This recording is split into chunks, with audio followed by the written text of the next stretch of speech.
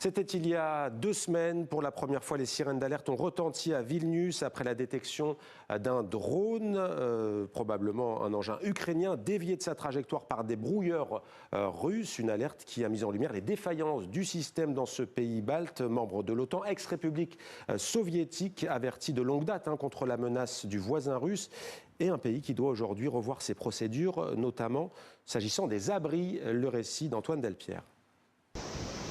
À Vilnius, il y a ceux, comme les habitants de ce quartier résidentiel du nord de la capitale, qui ont bien reçu le 20 mai dernier les alertes sur leur téléphone et qui ont rejoint les abris sans difficulté. Nous avons ici un sous-sol privé qui est utilisé comme abri. Donc nous en avons la clé. Et donc nous étions très calmes, sans aucun stress particulier ni panique.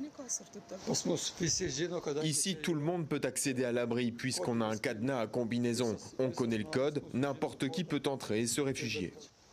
Des abris comme celui-ci, souvent des parkings ou des caves en sous-sol, le pays en compte 6344, de quoi abriter seulement la moitié de ses 2 800 000 habitants. Mais il y a 2 semaines, lorsque les sirènes ont retenti, certains Lituaniens n'ont pas pu accéder aux abris indiqués sur cette application qui les recense.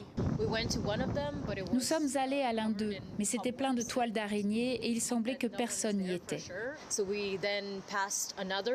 Nous sommes passés devant un autre abri, lui aussi sans signalisation. Puis nous sommes arrivés à celui près duquel je me trouve actuellement.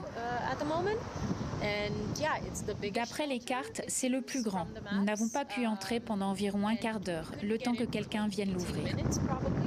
Face aux nombreux témoignages de Lituaniens désemparés, le gouvernement a reconnu des failles et promis un réexamen des procédures.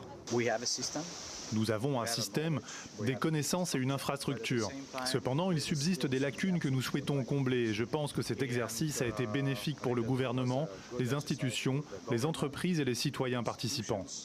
Alors l'alerte aux drones errants du 20 mai permettra-t-elle d'accélérer les projets de construction d'abris? À 150 km environ de la capitale, le maire de cette petite ville de 6 000 habitants peine encore à trouver les financements.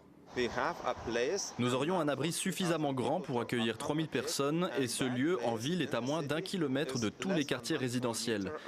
Donc en cas d'urgence, même sans voiture, il faut courir 5 minutes pour atteindre le refuge.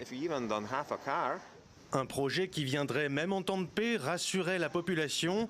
Kazluruda est entouré de denses forêts où s'entraînent les soldats de l'OTAN et se trouve à une quarantaine de kilomètres de l'enclave russe de Kaliningrad.